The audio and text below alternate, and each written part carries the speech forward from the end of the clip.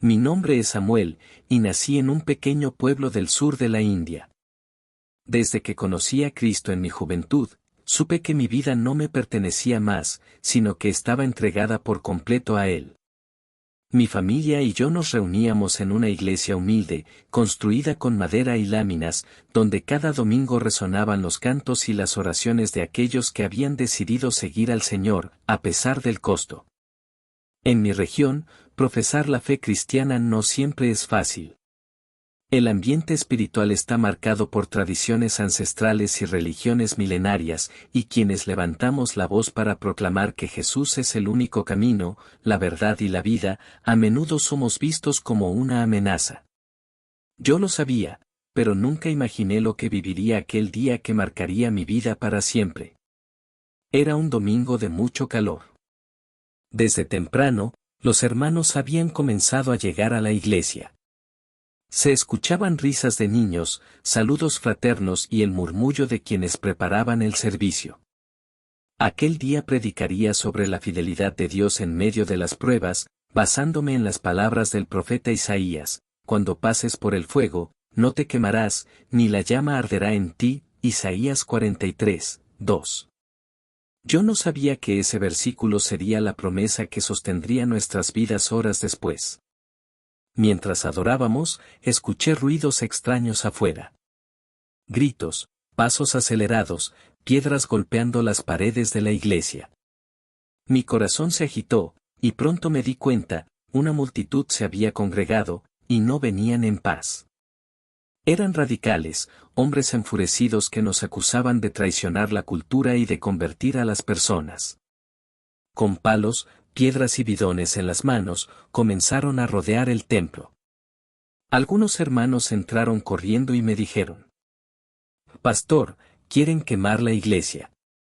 El miedo invadió la congregación.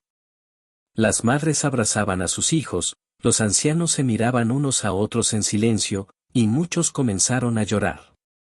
Yo mismo sentí un frío recorrerme el alma. Humanamente, lo que estaba frente a nosotros era imposible de soportar. ¿Qué podía hacer yo? ¿Qué podía decir en ese instante? Me arrodillé y clamé a Dios: «Señor, no permitas que el miedo venza nuestra fe. Si esta iglesia es tuya, defiéndela tú. Si nuestras vidas deben ser entregadas hoy, que sea para tu gloria». De pronto, un fuego comenzó a rodear el templo. Los hombres afuera habían derramado gasolina en las paredes y lanzado antorchas. El humo entraba por las ventanas, los niños tosían, y algunos gritaban desesperados. Pero en ese momento, algo sobrenatural sucedió. En medio del caos, comenzamos a cantar. Una hermana levantó su voz y entonó aquel viejo himno: «Porque Él vive, triunfaré mañana». Al principio eran voces temblorosas, pero poco a poco, toda la congregación se unió. Los gritos de los atacantes se confundían con nuestros cantos, y lo que debía ser un momento de destrucción se convirtió en un altar de adoración. Entonces vi algo que nunca olvidaré. Las llamas se extendían por el techo de láminas, pero no lograban consumirlo por completo. El fuego ardía, pero la iglesia no colapsaba. Era como si una mano invisible detuviera el avance de la destrucción. Recordé las palabras de Daniel 3, cuando los 3 jóvenes hebreos caminaron en medio del horno y no fueron quemados. Sentí que el mismo Dios que estuvo con ellos estaba también con nosotros. Los atacantes, al ver que la iglesia no caía y que nosotros no corríamos ni renegábamos, comenzaron a retroceder. Algunos gritaban que había brujería, otros que había un poder extraño protegiéndonos. Lo que ellos no entendían era que no se trataba de magia, sino del poder del Dios vivo. Después de unos minutos que parecieron eternos, el grupo se dispersó. Las llamas finalmente se apagaron, y cuando salimos, vimos el templo ennegrecido por el humo, pero aún en pie. Ni una sola vida se perdió aquella tarde. Ni siquiera los bancos de madera fueron consumidos por completo. Esa noche, reunidos bajo el mismo techo chamuscado, oramos y lloramos. Algunos estaban todavía en shock, otros daban gracias sin cesar. Yo levanté la Biblia, carbonizada en los bordes, pero intacta en su interior, y leí en voz alta: El Señor es mi luz y mi salvación, ¿de quién temeré? El Señor es la fortaleza de mi vida, ¿de quién he de atemorizarme? Salmo 27, 1. Desde ese día, nuestra fe fue fortalecida de una manera que no puedo describir. Muchos que habían dudado, ahora estaban firmes. Algunos vecinos, al escuchar lo sucedido, se acercaron preguntando cómo era posible que hubiésemos sobrevivido. Y tuvimos la oportunidad de compartir el Evangelio con ellos. Lo que el enemigo quiso usar para destruirnos, Dios lo convirtió en semilla de vida eterna. Hoy, nuestra iglesia sigue en pie, aunque las marcas del fuego todavía se ven en las paredes. Cada vez que miro esas cicatrices negras, recuerdo que no son símbolos de derrota, sino trofeos de victoria. Porque donde hubo llamas, hubo también un muro de ángeles. Donde hubo odio, abundó la gracia. Y donde parecía que todo terminaría, Dios mostró que su poder es más grande que cualquier ataque humano. Yo, Samuel, doy testimonio de esto con todo mi corazón: Jesús es real, y sigue obrando milagros. La persecución puede destruir edificios, pero jamás destruirá la fe de quienes confían en Él. El fuego puede consumir la madera, pero nunca consumirá el espíritu de una iglesia que arde con el amor de Cristo. A quienes leen mi historia, quiero decirles: no teman al fuego de las pruebas. No teman a la oposición ni a la persecución. El mismo Dios que estuvo con nosotros en aquella iglesia de la India, está con ustedes en su dolor, en sus luchas, en sus noches más oscuras.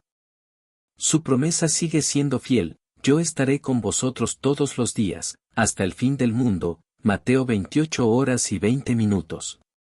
Y si algún día el enemigo viene contra ustedes como un río, recuerden que el Espíritu de Jehová levantará bandera en su favor. Porque somos más que vencedores en Cristo Jesús, y nada, absolutamente nada, podrá separarnos de su amor. El olor a humo y miedo nunca se va. Han pasado meses desde que las bandas recorrieron nuestra aldea, pero esa noche se grabó en mí, no solo en la memoria, sino en el aire que respiro. No fue solo un ataque, fue un intento de borrar un pedazo de nuestra alma. Vivimos en el corazón de la India, y nuestra pequeña iglesia era más que ladrillos y cemento. Era el punto de encuentro de los marginados, el lugar donde encontrábamos consuelo y dignidad que el mundo exterior a menudo nos negaba. Cuando escuchamos los gritos y vimos las antorchas, supe que no venían a robar. Venían a aniquilar la fe. Yo estaba allí. Vi las llamas lamer las paredes, con una ferocidad que solo el odio puede alimentar. No pudimos hacer mucho, solo observar, con la garganta seca por el pánico, como el techo de paja se convertía en un infierno rugiente. Recuerdo el rostro de Priya, la anciana que siempre se sentaba en el primer banco, con los ojos cerrados, no de miedo, sino de una determinación silenciosa. En ese momento de destrucción, su rostro me enseñó algo: pueden quemar la madera, pero no pueden incendiar la fe. Cuando amaneció y el fuego se redujo a ceniza humeante, el silencio era ensordecedor. Solo quedaba la estructura ennegrecida, una herida abierta en el centro de nuestra comunidad. Algunos lloraron la pérdida de los pocos bancos que teníamos, otros la pequeña cruz tallada que ahora yacía rota. Pero la profundidad de nuestra experiencia no fue la pérdida, fue lo que vino después. Al día siguiente, nos reunimos en lo que quedaba del patio. No había techo, solo el cielo indio, enorme y azul, como un testigo. No cantamos himnos de lamento. Cantamos canciones de resistencia. Lo que viví fue la confirmación de una verdad terrible y hermosa: el intento de aniquilarnos solo sirvió para cristalizarnos. La iglesia, el edificio, ya no era necesaria. El ataque nos obligó a vernos los unos a los otros no como compañeros de congregación, sino como un solo cuerpo inquebrantable. Cada mano que ayudó a limpiar la ceniza, cada lágrima compartida, se convirtió en un ladrillo espiritual más fuerte que cualquiera que se hubiese usado antes. Hoy, nos reunimos en ese mismo lugar, bajo el sol abrasador. La gente que intentó quemar nuestra fe nos dio, sin querer, el lugar de adoración más auténtico, el espacio entre nosotros. La iglesia ahora es nuestra historia, una cicatriz de ceniza y esperanza que llevamos con orgullo, demostrando que la fe de un pueblo marginalizado no se apaga con fuego. Solo se purifica.